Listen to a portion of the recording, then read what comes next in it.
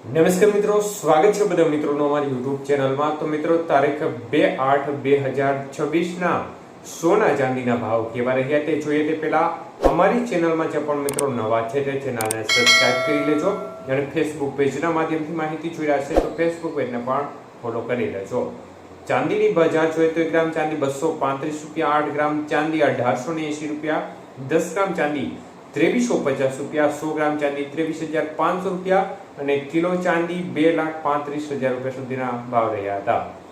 તો ખાસ કરીને આજે પણ ચાંદીની બજાર છે તેમાં સ્થિરતાનો માહોલ જોવા મળ્યો હતો। કોઈ પણ પ્રકારની મુવમેન્ટ આજે ચાંદીની બજારની અંદર જોવા નહોતી મળી। તો છેલ્લા 2-3 દિવસથી સ્થિતિ જોવા જઈએ તો ચાંદીની બજારમાં કોઈ પણ પ્રકારની હલચલ જોવા મળી રહી નથી। બજાર છે તેનો માહોલ છે તે એકદમ ફ્લેટ જોવા મળી રહ્યો છે। ત્યારે 22 કે સોનાના ભાવ જોઈએ તો આજે 1 ગ્રામ સોનાનો ભાવ 13,225 રૂપિયા, 8 ગ્રામનો ભાવ આજે 1,05,800 રૂપિયા, 10 ગ્રામ સોનું 1,32,250 અને 100 ગ્રામ સોનું 13,22,500 રૂપિયા સુધી રહ્યું હતું। તો આજે 22 કે સોનાના 100 ગ્રામના ભાવમાં 3,500 રૂપિયાનો ઘટાડો જોવા મળ્યો હતો। તો મિત્રો, 2 દિવસના વધારા બાદ ફરી એકવાર માર્કેટમાં આજે માહોલ છે તે ઘટાડા તરફી બન્યો છે। ચોક્કસપણે બજારમાં ઘટાડો નાનો છે પરંતુ વલણ ફરીથી ઘટાડા તરફી બની ગયું છે।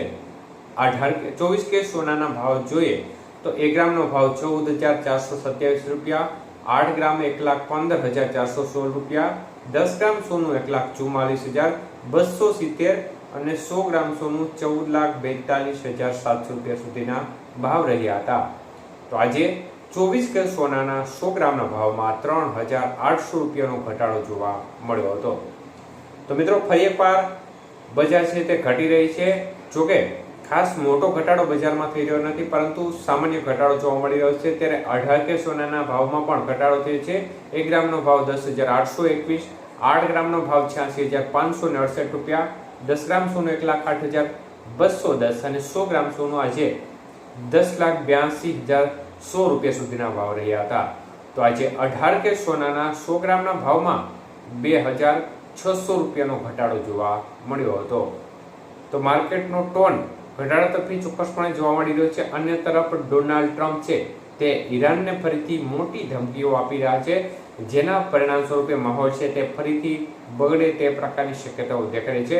એટલે આગામી સમયમાં ઈરાન અને અમેરિકા વચ્ચે જો માહોલ છે તે ફરીથી બગડે તો આ સંજોગોમાં બજાર છે તેના ઉપર મોટી અસર થઈ શકે છે।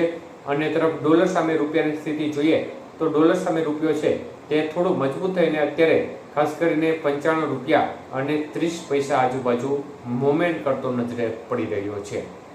ધન્યવાદ।